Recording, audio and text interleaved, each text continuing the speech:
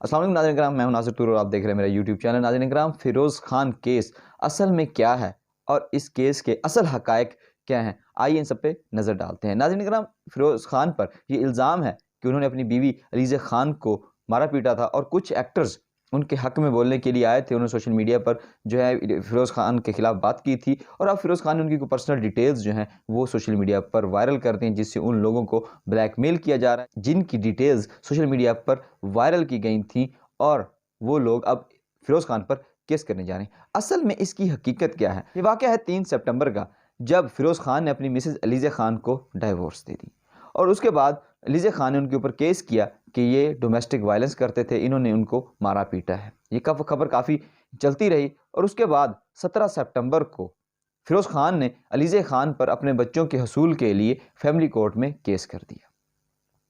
उसके बाद मुख्तलिफ एक्टर्स जो हैं वो फ़िरोज़ खान के ख़िलाफ़ निकले और कुछ डायरेक्टर्स भी थे, प्रोड्यूसर्स भी थे, जिनमें सईद अली रज़ा, शर्मीन उबैद चिन्नाय, आसिम अज़हर, मिनाल खान, ऐमन खान, सरवत गिलानी, फ़रहान सईद, ज़ारा अनवर, मीरब और अलीज़ा खुद थी। इन सब लोगों ने सोशल मीडिया पर फ़िरोज़ खान के ख़िलाफ़ एक कैंपेन लॉन्च कर दी। उसका कि शायद जिसका मकसद शायद उनको डिफेम करना ना हो, मगर उससे वो डिफेम ज़रूर हुए। जिसके बाद फ़िरोज़ खान के वकील जनाब फ़ाइक अली ने इन तमाम लोगों को लीगल नोटिस भेजने का फ़ैसला किया और इन लोगों को लीगल नोटिस भेजे, जिसमें उन्होंने हद तक इज़्ज़त की जो कीमत रखी वो रखा था कि 5 करोड़ रुपए, अगर या तो वो 15 दिन के अंदर अंदर इसका जवाब दें, नहीं तो वो 5 करोड़ रुपए जो हैं हद तक इज़्ज़त का वो अदा करें। इन्होंने उसके ऊपर केस कर दिया। अब हुआ ये कि फ़िरोज़ खान ने जो इन लोगों पर जो केस किए थे, जो एफआईए में इनके खिलाफ एप्लीकेशंस दी थी, वही डॉक्यूमेंट्स जो हैं वो सोशल मीडिया पर फ्लोट कर दिए। अब सोशल मीडिया पर जैसे ही वो आए तो वहाँ पर उनकी पर्सनल इन्फॉर्मेशंस, उनके पर्सनल नंबर्स वगैरह सब दिए हुए थे और वैसे ही जैसे ही सोशल मीडिया पर आए, क्योंकि इनके फॉलोअर्स बहुत ज़्यादा हैं, तो वो किसी ने उठाए और उसको रसाई करते करते उनके पर्सनल डाटा तक पहुँच गए और इन लोगों को कॉल्स आने लगी, जिसमें ऐमन खान सर फहरिस्त हैं कि उनको सबसे ज़्यादा टॉर्चर किया गया और इनको एक घंटे में इतनी कॉल्स आई कि वो देखकर परेशान हो रही थी कि और इनको मौका ही नहीं मिला कि किस तरह से अपने पर्सनल डाटा है उसको सिक्योर कर सकें या कुछ ऐसा।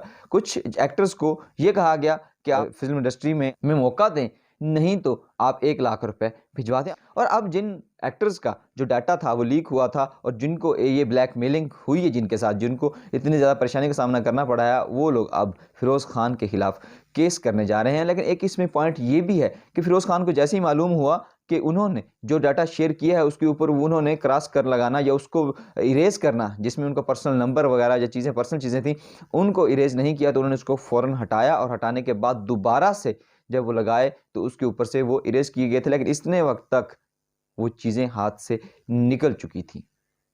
इससे पहले तक ये बात कोर्ट कचहरी तक नहीं थी। सिर्फ 2 केसेस थे जो फैमिली कोर्ट में थे। एक फ़िरोज़ खान ने अलीज़ा खान पर किया हुआ था और दूसरा अलीज़ा खान ने अपने हक महर के लिए फ़िरोज़ खान पर किया हुआ था। लेकिन इसके अलावा किसी किस्म की कोई एफ़आईआर, किसी किस्म की कोई एप्लीकेशन किसी थाने या किसी साइबर क्राइम अथॉरिटी को नहीं दी गई थी। लेकिन अब ये केस अदालतों तक जा पहुंचे हैं। फ़िरोज़ खान का ये कहना है कि वो बड़े मज़हबी लोग हैं, वो ऐसा वायलेंस पर यकीन नहीं रखते और ना उन्होंने ऐसा कोई वायलेंस की है, जबकि अलीज़ा खान कहती हैं कि उनके ऊपर डोमेस्टिक वायलेंस की गई है, उनको बहुत ज़्यादा टॉर्चर किया जाता रहा है और अब डिफरेंट जो लोग हैं वो भी इसमें इन्वॉल्व हो गए। अब इन केसेस का क्या फ़ैसला होगा? क्या अलीज़ा खान या फ़िरोज़ खान की जो शोहरत है उसमें कोई कमी आएगी या लोग ये चीज़ें भूल कर दोबारा से आगे बढ़ेंगे? इस सारे हवाले से अपनी राय का इज़हार कमेंट बॉक्स में ज़रूर कीजिए। अपना और अपने प्यारों का रखिएगा ख्याल। अल्लाह निगहबान।